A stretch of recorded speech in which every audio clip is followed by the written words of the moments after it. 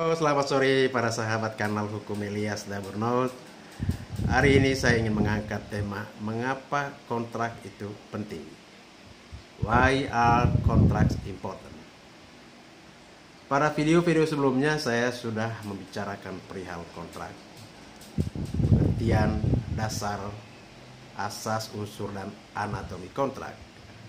Kali ini saya menambahkan unsur atau elemen yang penting, why, mengapa ya? Dari pengalaman dan pengamatan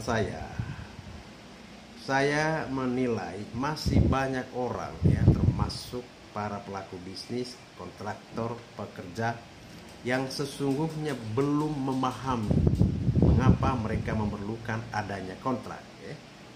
Banyak orang merasa atau menilai kontrak itu, hukum kontrak itu bikin pusing, jelimet ya, membosankan.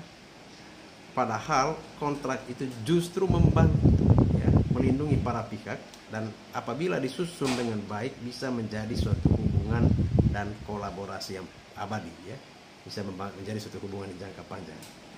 Karena itu saya hari ini ingin membagikan setidaknya beberapa alasan kenapa kontrak itu penting ya, nanti teman-teman bisa cari sendiri ya, bisa elaborasi sendiri alasan kenapa kontrak itu diperlukan atau sangat penting dalam bisnis, transaksi bisnis ataupun dalam pekerjaan. Yang pertama, kontrak itu menyajikan atau menjadi catatan rekaman komitmen di antara para pihak ya. Sebuah kontrak at the very core, pada dasarnya, pada intinya, pada level yang terdalam sebetulnya adalah suatu hubungan. Kedua belah pihak sepakat untuk bekerja sama dan membentuk suatu ikatan hubungan yang jika dipelihara dengan baik, dibangun, dirawat dengan baik dan menguntungkan kedua belah pihak, itu akan bertahan abadi ya. Nah, sebuah kontrak itu merupakan representasi yang visual, yang kelihatan, yang dapat dilihat dari hubungan atau relasi yang tadi saya singgung itu. Yang kedua adalah kontrak mencegah konflik dan mitigasi resiko. Kontrak itu pada dasarnya yaitu disusun setelah melalui suatu proses negosiasi yang memastikan kedua belah pihak mencapai deal yang terbaik ya. Negosiasi yang baik memang seharusnya diarahkan pada hasil akhir yang memuaskan ya, para pihak agar mencegah konflik dan meletakkan dasar yang kuat untuk kemitraan jangka panjang. Ketiga, kontrak itu menjadi tool, alat, sarana kolaborasi dan komunikasi. Nah, sejak pembuatan atau penyusunan kontrak ya, kontrak itu secara alami, secara natur adalah relasional, kolaborasi ya, hubungan ya, kolaborasi. Jadi tim dapat bekerja untuk menentukan kebutuhan mereka melalui penyusunan atau pembuatan kontrak, membangun komunikasi yang sehat, dan membuka kolaborasi lintas departemen. Yang keempat, ya, saya sedikit menyinggung dan di video-video sebelumnya saya sudah sempat singgung bahwa kontrak itu pada dasarnya adalah hukum atau undang-undang ya bagi para pihak. Itu diatur dalam pasal 1338 KUHP Perdata, menerangkan bahwa segala perjanjian yang dibuat secara sah berlaku sebagai undang-undang bagi mereka yang membuatnya. Itu berarti bahwa kontrak itu berfungsi sebagai hukum yang mengatur bagi para pihak yang membuatnya. Kontrak itu mengatur mengenai hak dan kewajiban para pihak, sehingga dengan demikian, dengan adanya kontrak, maka para pihak terikat dengan ketentuan-ketentuan khusus yang tercantum di dalam kontrak. Kontrak itu juga mengatur apa yang boleh dilakukan, apa yang harus dilakukan, dan apa yang tidak boleh dilakukan oleh para pihak yang terikat di dalam kontrak. Jadi masing-masing pihak tidak boleh bertindak seenaknya, semaunya. Nah, jika ada pihak yang melanggar ketentuan di dalam kontrak ya, bahasa hukumnya disebut wan prestasi, maka pihak lainnya berhak untuk menuntut pihak yang melanggar tersebut untuk memenuhi kontrak. Yang kelima, kontrak itu berfungsi sebagai alat untuk memantau dan mengontrol. Dengan adanya kontrak, maka Anda dengan mudah dapat memantau dan mengontrol apakah mitra Anda telah melakukan apa yang telah dijanjikan atau belum, ataukah malah telah melanggar hal-hal yang telah disepakati di dalam kontrak. Jika mitra Anda belum melakukan apa yang telah dijanjikan atau bahkan melanggar hal-hal yang telah disepakati di dalam kontrak, maka saudara bisa dengan segera memberikan peringatan kepada mitra Anda untuk memenuhi ketentuan dalam kontrak. Karena kontrak berfungsi untuk mencegah timbulnya masalah di kemudian hari, ya, mencegah konflik dan mitigasi resiko. Dengan adanya kontrak, maka masing-masing pihak dapat mengetahui hak dan kewajibannya, sehingga dapat mendukung kelancaran pelaksanaan suatu hubungan bisnis.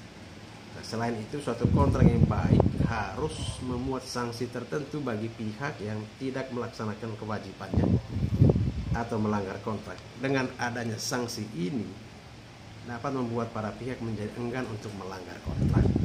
Hal ini tentu akan mencegah atau meminimalisir timbulnya masalah yang tidak diinginkan di kemudian hari. Itu yang tadi saya bilang, kontrak itu berfungsi juga sebagai mitigasi resiko. Yang ketujuh, kontrak juga berfungsi untuk menentukan cara penyelesaian masalah. Jadi kontrak juga mengatur bagaimana cara penyelesaian masalah yang timbul. Misalnya para pihak memilih untuk menyelesaikan masalah dengan cara kekeluargaan, dengan musyawarah terlebih dahulu. Jika masalah tidak selesai melalui cara kekeluargaan dengan musyawarah, maka para pihak memilih untuk menyelesaikan melalui jalur pengadilan atau arbitrasi. Nah, dengan adanya ketentuan ini, maka para pihak tidak kebingungan lagi bagaimana cara penyelesaiannya jika terjadi masalah di kemudian hari. Jadi kontrak itu juga bisa membuat kita tenang dan ada kepastian kalau ada masalah, bagaimana cara menyelesaikannya. Yang kedelapan, kontrak berfungsi sebagai alat bukti jika terjadi perselisihan. Ini penting ya teman-teman. Tidak selamanya suatu hubungan bisnis bisa berjalan mulus, berjalan baik. Sangat mungkin terjadi salah satu pihak, bahkan kedua belah pihak ingkar janji, ya, tidak melakukan apa yang telah dijanjikan atau melanggar kontrak yang telah dibuat, ya.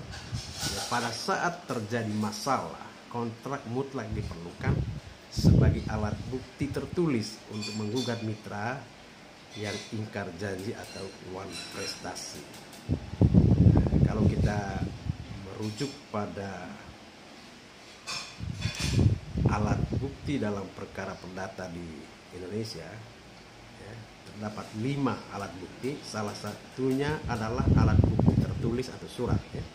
Itu pasal 164 HIR dan 28 serta pasal 1866 BW. Akan tetapi alat bukti tertulis adalah alat bukti yang paling utama di antara alat bukti lainnya. Nah, kontrak itu termasuk sebagai alat bukti tertulis atau surat. Jika Anda mempunyai kontrak, maka Anda dapat menggunakan kontrak sebagai alat bukti untuk menggugat mitra Anda yang ingkar janji. Ya.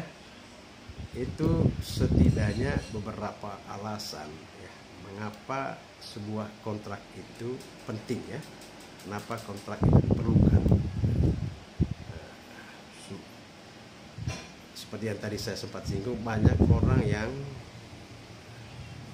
membuat kontrak itu, ya, sekedar formalitas, ya, karena kebiasaan saja gitu, ya, tanpa memahami, tanpa mengerti alasan mendasar kenapa sebuah kontrak diperlukan, ya. Kenapa suatu dokumen tertulis, ya, kontrak itu kan dokumen tertulis itu diperlukan. Ya, saya sangat berharap bahwa tema kita sore hari ini memacu teman-teman untuk mencari sendiri, ya, tambahan-tambahan lainnya, ya, kenapa kita memerlukan, ya, kenapa sebuah kontrak itu penting, ya, diperlukan dalam suatu hubungan bisnis ya, transaksi bisnis ataupun dalam pekerjaan. Saya kira demikian saja. Terima kasih teman-teman sekalian. Salam Elias Daburno.